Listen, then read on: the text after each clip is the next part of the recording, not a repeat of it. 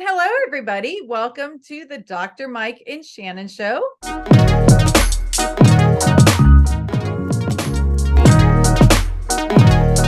I'm Shannon Fanenstein, medical technology specialist with Mazon Medical, Uroval BRS, and we're joined with Dr. Mike Bradley. Go ahead and tell everybody a little bit about yourself in case they're new to the show. Hey, everybody, I'm Dr. Mike Bradley. I'm a PhD, a medical researcher. I'm the Chief Medical Officer for Mazon Medical, and I do pelvic floor here in Las Vegas, Nevada. I'm a certified pelvic floor specialist. And today, our exciting topic is going to be the dark side of what Uroval BRS can do. So we have talked about urinary incontinence. Right. Now it's time to bring out the poop emoji. So this one can be a little bit more embarrassing and also a little bit more severe for people because we are talking about fecal incontinence. So, Dr. Mike, educate us on fecal incontinence and how the Uroval BRS can help. Let's talk about some poop. How's that sound? So, one of my favorite times in my life was when I was able to go and, I trained a lot of different doctors on both urodynamics and the Bulbocavernous Reflex, the Uroval. And I got a chance to go work with a colorectal surgeon. And he had this cute little book on his desk that said, "Everybody poops." I think it's a book that you get like a kindergartner gets. Yeah, a little kid, but he pulls that out every time because everybody here. Because if you don't, you're not watching this video right now. That's how it works. So well, and it's interesting because I think they just found out they just released with Lisa Marie Presley. She had a small bowel blockage, and that's what caused her one of the reasons that she passed away. So yes, pooping is very, very important. I tell you, those bowel blockages, those are painful situations too. I've seen several patients go through that. It's very difficult, but and let's talk a little bit about that. So people that have fecal incontinence obviously don't have blockage, but people that have fecal incontinence don't have the ability to keep it up where it should be until it's time to let it go, right? And that a lot of times is a neurological issue that a lot of times is nerve related. You have a lower spine injury that makes it so that the transit speed of your colon isn't exactly what it should be. It's either too fast or too slow. Most people don't realize that all poop is liquid when it's up higher up into our body, right? It doesn't like become food, become poop, and then go through our system. It's all liquid. It's all liquid form. It hardens as it goes through the colon, and it becomes more of what we know that comes out of us, and we flush down the toilet, right? So fecal incontinence, fecal smearing, fecal urgency, all of these things are diagnoses associated with potentially nerve-related issue of the bulbocavernous reflex. So why is that so important? I think we all kind of know, but a lot of people don't realize when people that have fecal incontinence are so aware of the smell that it generally turns them into hermits who never leave their house. They push away from all social aspects whatsoever, because how can they have friends?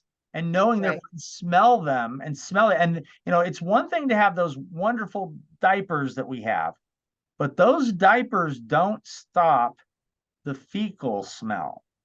And and I've worked in hospice, and when you go into memory care, for any of us who've had a patient who's gone, you've gone into memory care, it's definitely felt. It's not something that any product is fixed, if you will.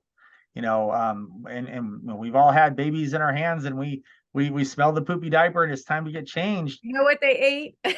Yeah, right. I mean, it's one of those things that I think fecal incontinence, fecal frequency, fecal urgency, anal spasm, anal pain, all of these things are probably the thing that is hardest for a lot of us as people and humans to swallow our pride and talk about with our doctor. But it's also, a thing that I think probably weighs on our minds more than anything else. There was a study that said that incontinence, and this is incontinence of any level, is just as stressful as full-blown depression. So if you could imagine that this symptom causes enough anxiety, and I think we could all imagine what kind of anxiety that it would cause, that it puts it right up there with depression as far as what it does to us as human beings. So when we look at something like the bulbocavernous reflex and the ability for us to direct treatments that, or direct away from treatments that won't work, to direct towards treatments that will, that to me, for somebody that's dealing with such a socially crippling problem, that is something that should be looked upon by most of the people in the medical professional who deal with these patients on a daily basis. And I hate to say it, especially here in the States, a lot of times it's just kind of overlooked. There's, they say change your diet, or, go to the bathroom more. It's not a true fix, but there are true fixes out there. And from my perspective, when we look at pelvic floor rehabilitation therapy and some of the neurological stem therapies helping people specifically with rectal issues and incontinence, even so much as doing manometries and things to be able to determine biofeedback to determine if we can improve the muscle nerve relationship to allow patients to gain continence again, especially fecal continence.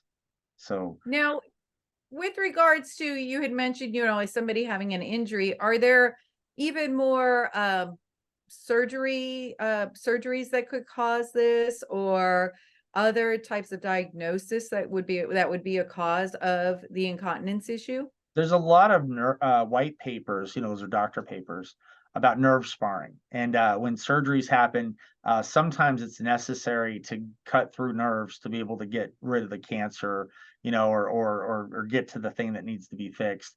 And then after that, we want to look at those nerves to see if they've been damaged, so that we can direct them to therapies that will help them before the problem becomes worse and incontinence becomes visible. A lot of my patients don't see symptoms happen until about 1 or 2 years after baby is born, right? Or, surgery is done, or gallbladder surgery is done, because it takes that long for the muscles to weaken to where symptoms start to show up. But that doesn't mean that there's not nerve problems that have occurred. And if we were more proactive with those nerve problems, a lot of these people would never get to the point of symptoms, and therefore never get to the point of depression and isolation and those kind of things.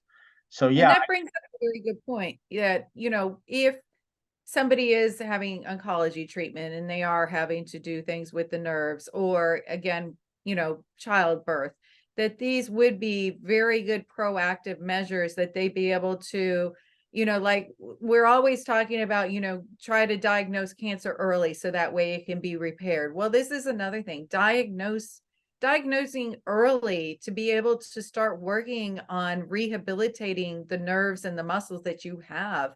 It can be life-changing. If your latency time is delayed after surgery, and the only way to know that is using a system like the Bulbocavernous or the Uroval, the Bulbocavernous Reflex. If your nerves are delayed, and I mean significantly delayed, which a lot of times they are, get ready. A couple years down the road, you're going to start seeing symptomatic problems based on those nerves not firing properly into the muscles, and the muscles naturally weakening to the point that we start seeing some of these issues. And I've treated tons of patients that have had these exact situations. They've had 5 surgeries to correct a problem, and then they finally end up on my table, and I'm working through those issues. So, And just like we mentioned in our previous video of why French women, don't pee the pants, and we do here in the US, it's because they are proactive. proactive. Here in the States, we're reactive. So this has been very enlightening, very educational, and we greatly appreciate your time. We hope that we were able to provide you some very useful information. And please share this, because this is a very important video for people that a lot of times people are not going to talk about it with you.